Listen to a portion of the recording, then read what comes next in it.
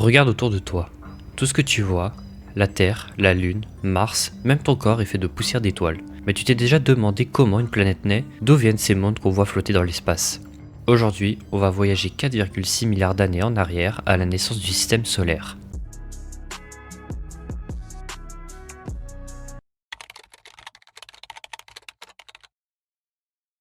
Tout commence dans une énorme nuée de gaz et de poussière qu'on appelle une nébuleuse. Cette matière est un mélange de ce qu'il reste de vieilles étoiles mortes depuis des millions d'années.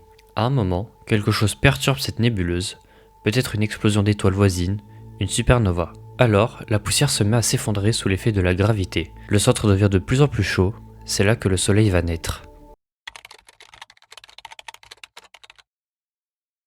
Autour du jeune soleil, il reste un disque de gaz et de poussière en rotation. C'est dans ce disque que les planètes vont se former. Les petits grains de poussière se collent les uns aux autres, un peu comme quand la farine devient une pâte. Petit à petit, ces grains forment des cailloux, puis des rochers, puis des objets de plusieurs kilomètres, les planétésimaux.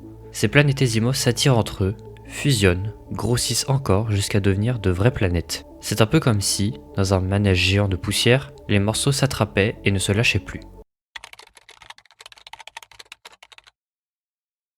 Plus près du soleil, la chaleur empêche les gaz légers comme l'hydrogène ou l'hélium de rester. Du coup, seules les roches et les métaux survivent. Ce sont les planètes rocheuses, Mercure, Vénus, la Terre et Mars. Mais plus loin, là où il fait plus froid, les gaz peuvent s'accumuler. C'est là que se forment les géantes gazeuses comme Jupiter et Saturne, puis les géantes glacées comme Uranus et Neptune. En résumé, la distance au soleil détermine le type de planète qui se forme. Et ce qui est fascinant, c'est que ce processus continue encore aujourd'hui ailleurs dans la galaxie. Grâce à des télescopes comme James Webb, on peut observer des systèmes en train de naître exactement comme le nôtre il y a des milliards d'années. C'est un peu comme regarder une photo de famille, mais à l'échelle du cosmos. Alors, la prochaine fois que tu lèveras les yeux vers le ciel, souviens-toi, chaque planète, chaque étoile, chaque grain de poussière a une histoire commune. Ceci conclut notre voyage. Comme d'habitude, si cette vidéo vous a plu, n'hésitez pas à vous abonner, liker, commenter, partager. Quant à moi, je vous dis à bientôt pour un prochain voyage au centre de notre univers.